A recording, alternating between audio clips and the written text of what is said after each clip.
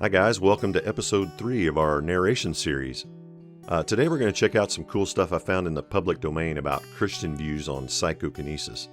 This is somewhat of a taboo topic that comes up from time to time on my channel, and I've heard both sides of the argument. I've heard Christians tell me that telekinesis is demonic and dangerous, and I've had others tell me it's Christ-like and holy. So I'm just going to throw some information out there.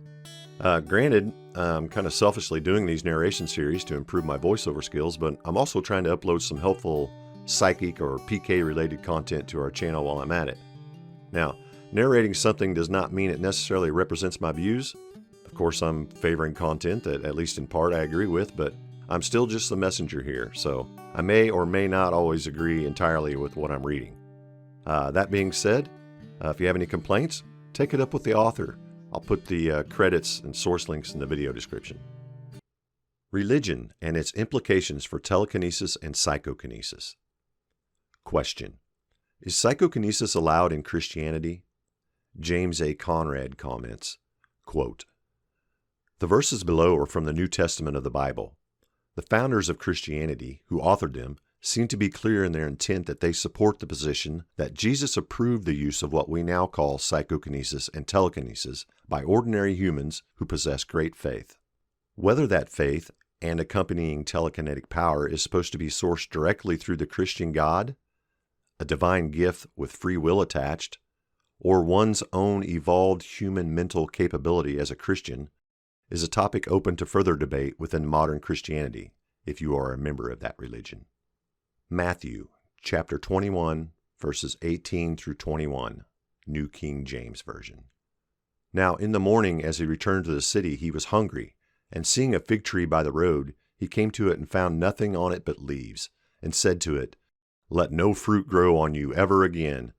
Immediately the fig tree withered away. And when the disciples saw it, they marveled, saying, 'How did the fig tree wither away so soon?' So Jesus answered and said to them, 'Assuredly I say to you, if you have faith and do not doubt, you will not only do what was done to the fig tree, but also if you say to this mountain, Be removed and be cast into the sea, it will be done.'" Mathew chapter 17, verses 18 through 20. "And Jesus rebuked the demon, and it came out of him, and the child was cured from that very hour. Then the disciples came to Jesus privately and said, 'Why could we not cast it out?' So Jesus said to them, 'Because of your unbelief. For assuredly, I say to you, if you have faith as a mustard seed, you will say to this mountain, Move from here to there, and it will move, and nothing will be impossible for you.'" Luke chapter 17, verses 5 through 6. "And the apostles said to the Lord, 'Increase our faith.' So the Lord said, 'If you have faith as a mustard seed, you can say to this mulberry tree, Be pulled up by the roots and be planted in the sea, and it would obey you." End quote. All right, that's about it.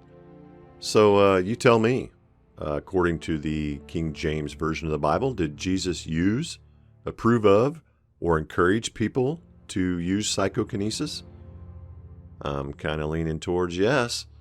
Now, I personally suggest working with some foil or paper before you start moving mountains and trees, but that's your call, I guess. And I bet my fellow hydrokinesis practitioners will concur. Moses parting the Red Sea and Jesus walking on water are also worthy of mention. What other metaphysically delicious miracles are cited in the Bible that we missed? Let me know in the comments. You know, they say there's 7 levels of understanding the Bible: astrotheology, numerology, parables, mysticism, and so on.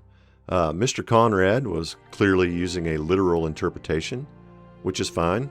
I used to be a Sunday school teacher, and I too believe we can literally kill a plant with our thoughts and words and move stones with our minds.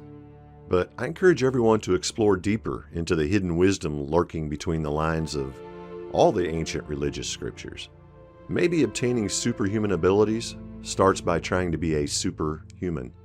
We should never stop trying to improve ourselves or stop seeking the truth, and just keep adjusting our moral compass towards righteousness based on our current level of wisdom.